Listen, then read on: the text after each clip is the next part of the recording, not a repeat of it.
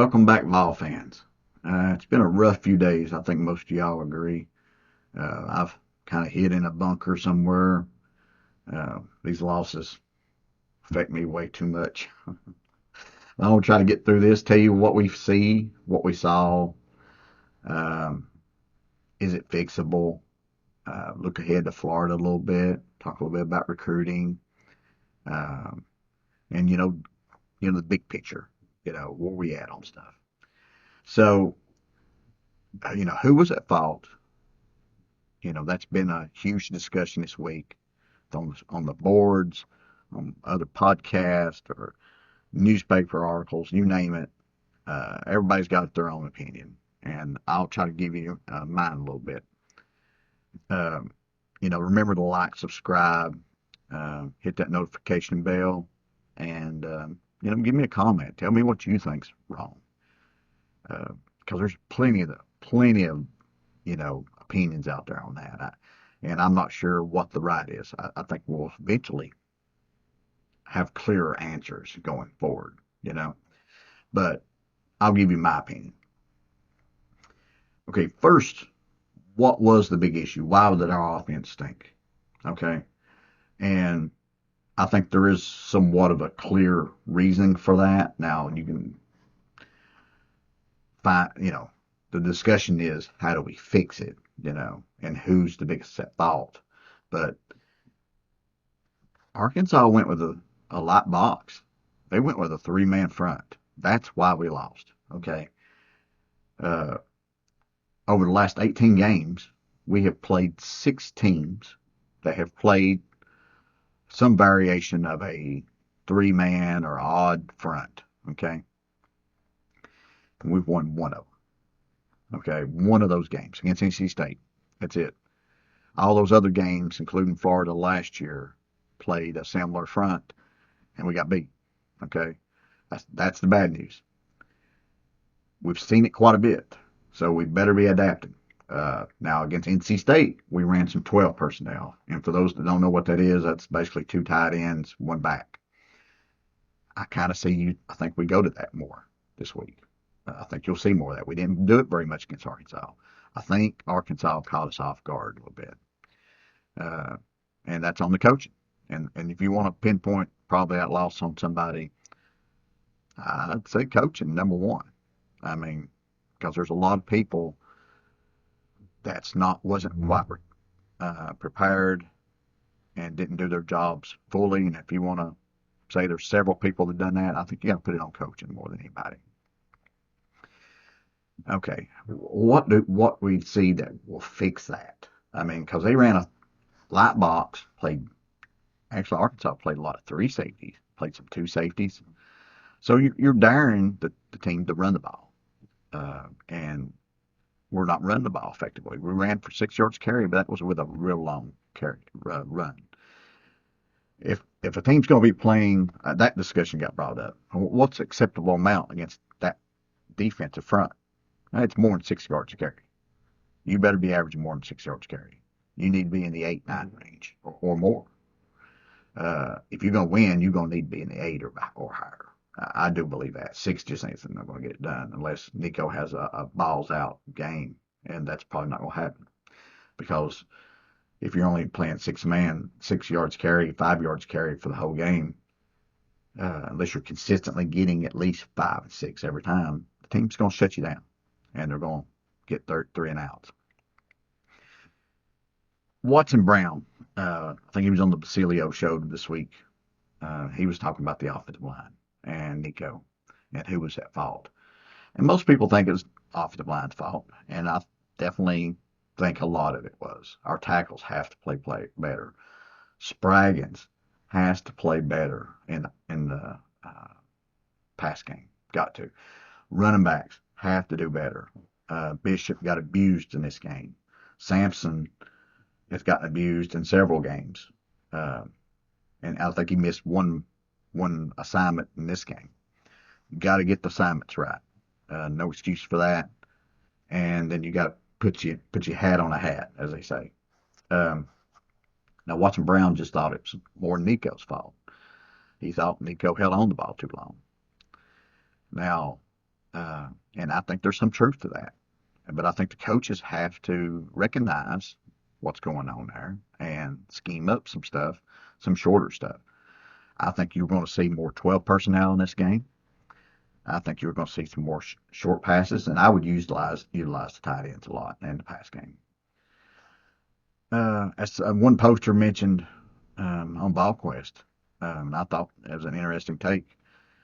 I don't want go into who said it, and I don't like giving them any credit, but but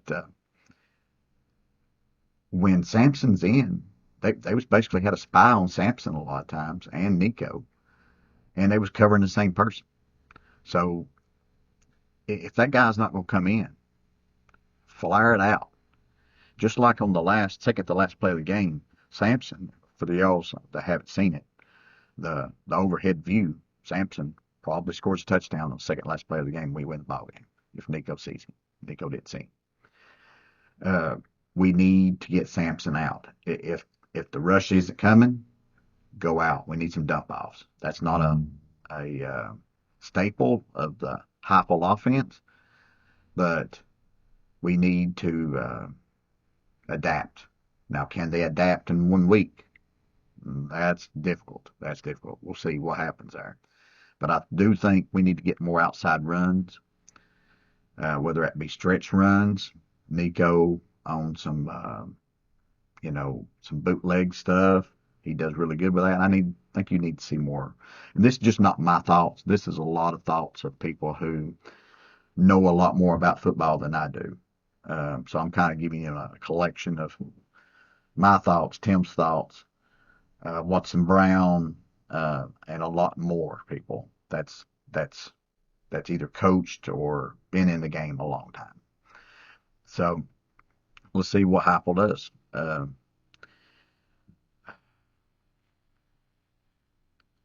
Can we beat Florida? Okay, yes. What is Florida's biggest weakness? Probably run defense. Um, so, and what do we want to do more than anything? Run the ball. So, if you was to say what's one statistic for this game that we need to do well on, is definitely run the ball. We need to average. If Florida's going to play light box, we need to average a good carry. But against Texas A&M, they gave up 310. Mississippi State 240. UCF, they just gave up like 108. Not very much. Now Miami, they ran on them and passed on them, more passing. But that was first game of the year. Got to run the ball on them. Got to run on. And I'm glad it is home. That should help a little bit. Let me discuss two minor things. Well, I ain't gonna say minor. I thought they was pretty big on defense. Defense played well. They did. But there was two things I noticed that, and somebody else pointed out one of them, that was horrendous, I thought. We had a 3rd and 1. We had Dominic Bailey, which is a defensive end, strong side defensive end, playing defensive tackle. And I think we had 6 in a box on that play, I think it was. You do not need a defensive end at defensive tackle on 3rd and 1. And what did they do? They got a 4-yard gain, 3-4-yard gain. That was inexcusable there. That was strictly on the coaching right there. That 3rd down was give up. Maybe they get it anyway, but you don't just give it to them. Something else somebody else brought up, and I thought was really interesting. Oklahoma and some other teams, Arkansas did it a lot. On 3rd and long, we went into cover 2. What did Arkansas do? They went to a hurry-up offense, went on 3rd and long. And they knew we was going to run a cover 2 because we'd run it every single time we have 3rd and long. So they attack it. If you know what the defense is going to run, it's almost always there's something there that can defeat it. We can't be predictable. Can't be predictable. And what did they do? They converted too many 3rd and longs in that game. Too many.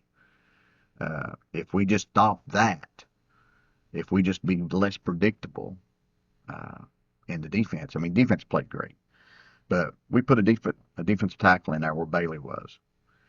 We don't be predictable on third and long, we probably win that game, even though it's not the defense fault. But I mean, you can't be doing that stuff. Hopefully, somebody has got that information out to Banks and he becomes less predictable. If not, watch for Florida to exploit it because teams will copy. They see that stuff and they will copy it and attack it. Uh, you know, do we win? I don't know, man. That's a tough one. I think we do. I feel confident in Heupel and the coaches that they can make corrections. I think the fact that it's home game helps tremendously. Um, I think it calms Nico down some. I think Nico has to do better though. As one guy said, they thought Nico, um, he just simply, I don't know if he's afraid to make a mistake, but I thought Nico would be super calm and collected because that seems like his persona off the field. It was last year. Uh, he seemed like he was, I don't know if he did hit a little bit more. He feels the pressure a little bit more. A friend of mine mentioned the fact that maybe he felt like last year he had somebody behind him that could always come in. Maybe he don't feel that way this year. But I think you'll just see Nico run more and hopefully makes better decision making because I think he's still very young and still needs a lot of work there. But every time somebody shows him something like Arkansas did, Oklahoma did, NC State show him something different. Uh, every time they do that, that's something, in his head that he can learn from. In high school, he did a lot of, from what one guy said, I can't say for sure, but from what I understand, in high school, they played a lot of backyard type football. Um, there wasn't a lot of reading defenses, so he was probably a little bit behind you know, the eight ball a little bit coming in, learning how to read defenses. So I think that's part of his problem right now, is reading defenses. Um, do we win? I think we do. I think it's a low scoring game again, though. I don't think all the things will get fixed this week. I think it'll be higher scoring game, though, on the Tennessee side. Uh, I'm thinking more like a 24-27 type game to like 14-17, something like that. I think we win by more than a touchdown, but if I was a betting man, I would take the points in Florida probably. What else is going on this weekend? Absolutely huge recruiting weekend. The next 2 weeks, the Florida and Alabama games, we have a who's who of college football players coming in, or high school football players, soon to be college football players. 5 stars, high 4 stars. Remember that when you're at the game. Be loud, be respectful to the players. Just remember you have a lot of future Vols hopefully there. So many of these kids mentioned the Alabama game 2 years ago and how electric that was and how fantastic it was.